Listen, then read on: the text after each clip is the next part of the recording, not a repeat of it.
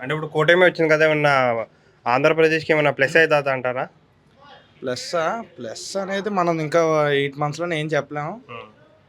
కొత్తగా ఏర్పడిన రాష్ట్రం కాబట్టి, మొన్న అప్పుడు వచ్చినప్పుడు కూడా అంతగా మేమేం చేయలేదు. అన్నీ కన్‌స్ట్రక్షన్‌లోనే ఆగిపోయినాయి. హ్మ్.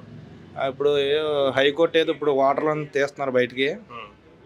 జగన్ కూడా నిర్లక్ష్యం చేసాడనే చెప్పాలి అమరావతిని. ఓకే. కూటమి ప్రభుత్వం నుంచి పేదలకైతే ఏం ఆశించక్కర్లేదు. హ్మ్. ఎంతసేపు బటన్ నొక్కితే అయిపోతదన్నారు కదా! ఆ బటనే ఈళ్ళని నొక్కి చూపిస్తే బావుంటదని మేము ఆశిస్తున్నాం. హ్మ్. మాకు మా ఇంటికాడ వాళ్ళకైతే వచ్చినియి. హ్మ్. చాలా పథకం ద్వారాగా చాలా వచ్చినియి. హ్మ్.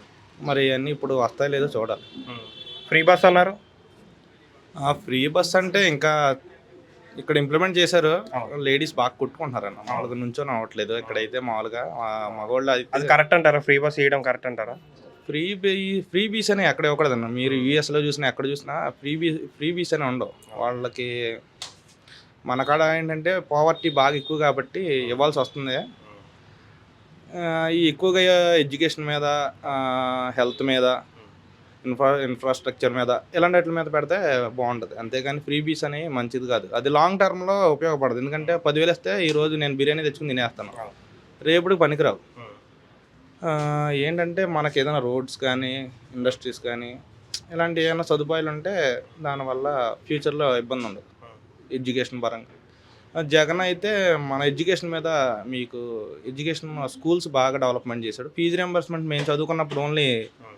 35,000 వచ్చేది. అది హ్మ్. రాజశేఖర రెడ్డి గారు పెట్టారు. దాన్ని చంద్రబాబు కొనసాగించాడు. హ్మ్.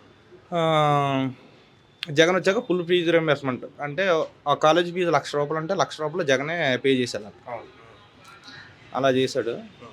దాన్ని కంటిన్యూ చేస్తే బావుంటది. ఇప్పుడు ఫీజు ఇవ్వట్లేదని హ్మ్. చాలా ఇబ్బంది పడుతున్నారు. మా తమ్ముడు ఒకడున్నాడు. హ్మ్. ఫీజు మేమే కట్టుకున్నాం ప్రస్తుతానికి. ఓకే. వీళ్ళు ఇచ్చిన తర్వాత ఇస్తా అంటున్నారు మరి.